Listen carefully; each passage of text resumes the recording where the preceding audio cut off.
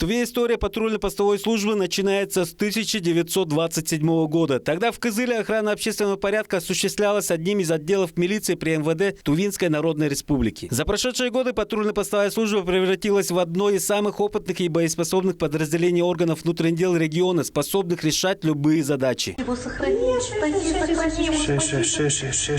Давай, мужик.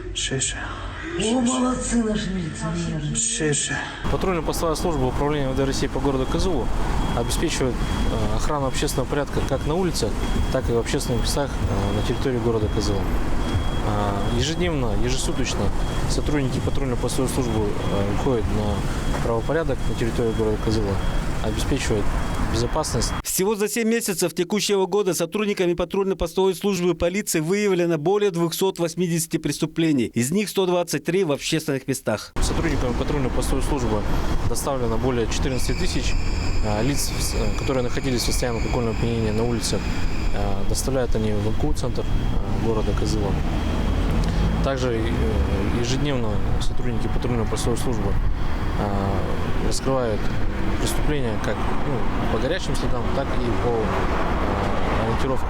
Почти каждый из сотрудников ППС – легенда органов внутренних дел республики. Один из них – сержант полиции Чингис Салчак. До поступления в органах внутренних дел служил в армию, потом 7 лет работал в Сбербанке России охранником, что помогло поступить в органах внутренних дел. С какого года в органах внутренних дел? В 2019 году Поступили, да? поступили. Уже 2 года, уже достаточно набрал опыта.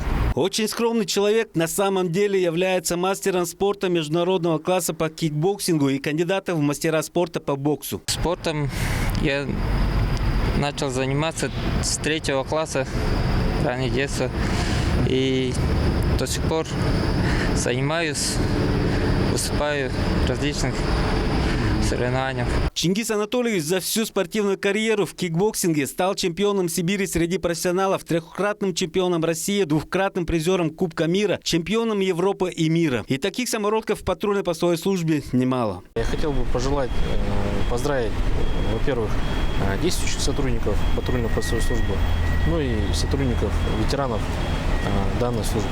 Сайгын Бербил, Владимир Сюртук, Кузел Сарыксарян, Тува 24.